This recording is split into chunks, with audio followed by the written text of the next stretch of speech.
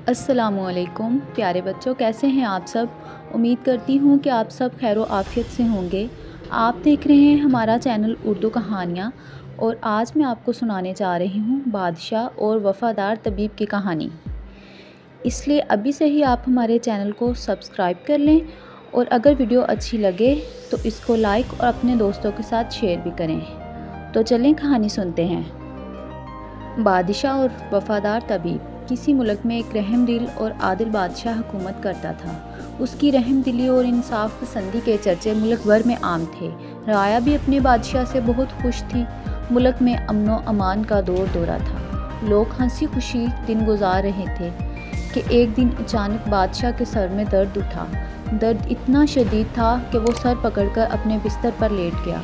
शाही हकीम ने बादशाह की नब्ज़ देखी और इंतहाई तशवीश का इजहार करते हुए मलका से कहा, बादशाह सलामत किसी नामालूम बीमारी में मुब्तला हैं। बादशाह की पुरअसरार बीमारी की खबर जंगल में आग की तरह मुल्क भर में फैल जाती है। मलका आलिया की तरफ से सारे मुल्क में ऐलान करा दिया जाता है कि जो कोई बादशाह सलामत को इस पुरअसरार बीमारी से निजात दिलाएगा उसे मुल्क का वज़ीर आज़म बना दिया जाएगा।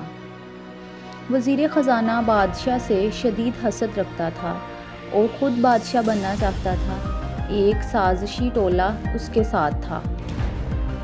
एक दिन एक हकीम ने बादशाह का इलाज करने की इजाज़त चाही। मलका आलिया ने फ़ौरन इजाज़त दे दी। जब हकीम ने बादशाह सलामत की नब्ज़ देखी तो शदीद तशवीश का इजहार करते हुए मलका आलिया से अलहदगी में जाकर कहा, बादशाह सलामत को कोई पुरअसरार बीमारी नहीं बल्कि उन्हें ऐसा जहर दिया जा रहा है जो आहिस्ता आहिस्ता अपना असर करता है, जिससे इंसान का दिमाग नकारा हो जाता है और वो हिलने जुलने के काबिल भी नहीं रहता। माफ़ कीजिएगा, मुझे तो ऐसा महसूस होता है जैसे बादशाह सलामत के ख़िलाफ़ कोई बड़ी साजिश की जा रही है। मलका आलिया ने हकीम साहब की बात बड़े गौर से सुनने के बाद उसका शुक्रिया अदा किया और कहा, आप जल्द अज जल्द बादशाह सलामत का इलाज शुरू करें, मैं इस मामले को देखती हूँ। हकीम ने कहा, जहर का असर ख़त्म करने के लिए एक नायाब जड़ी बूटी है जो सिर्फ़ काले पहाड़ों के दामन में पाई जाती है। मुझे वहाँ पहुँचने में 15 दिन लग जाएंगे। मलका आलिया ने कुछ देर सोचने के बाद कहा, मेरे जहन में एक तरकीब आ रही है जिससे सांप भी मर जाए और लाठी भी न टूटे। क्यों न हम बादशाह सलामत को भी अपने साथ काले पहाड़ों की तरफ ले चलें। इससे बादशाह सलामत की आबो हवा भी तब्दील हो जाएगी और हमारा कीमती वक्त भी बचेगा। रवानगी से पहले रास्ते में अपने वफ़ादार सिपाही मोर्चों में बिठा देंगे। साजिशी लोग बादशाह को चंद आदमियों के साथ देखकर ज़रूर हमला करेंगे और जैसे ही वो हमला करेंगे हमारे सिपाही पीछे से उन पर हमला कर देंगे। मलका आलिया, आपकी स्कीम बड़ी ज़बरदस्त है, इससे साजिशी लोग आसानी से बेनकाब हो जाएंगे। हकीम साहब, साजिश बेनकाब होने तक आप हमारे वफ़ादार सिपाहियों की हिफाजत में रहेंगे। इंतज़ामात होते ही मलका आलिया ने काले पहाड़ों की तरफ रवानगी का ऐलान कर दिया। शाही सवारी में हकीम साहब के अलावा बहुत कम लोगों को लिया गया था। वज़ीर ख़ज़ाना ये ऐलान सुनकर बहुत खुश हुआ और अपने हामियों से कहने लगा, मुबारक हो गई, मलका आलिया ने तो हमारी मुश्किल आसान कर दी। अब हम शाही सवारी पर हमला करके मुल्क पर कब्ज़ा कर लेंगे। शाही सवारी आबादी से निकलकर जंगल से गुजर रही थी।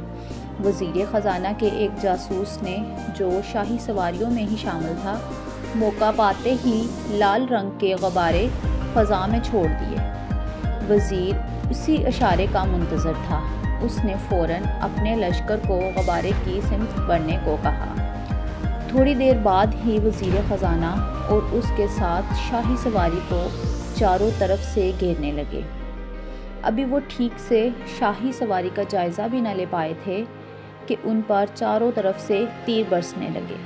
तीरों की बारिश इतनी शदीद थी कि किसी को संभलने का मौका ही ना मिला। शाही फ़ौजी जो जंगल में छुपी हुई थी चारों तरफ फैल चुकी थी। वज़ीर ख़ज़ाना बदहवासी में इधर उधर भाग रहा था। इतने में سپہ سالار تیزی سے اس کی طرف آیا۔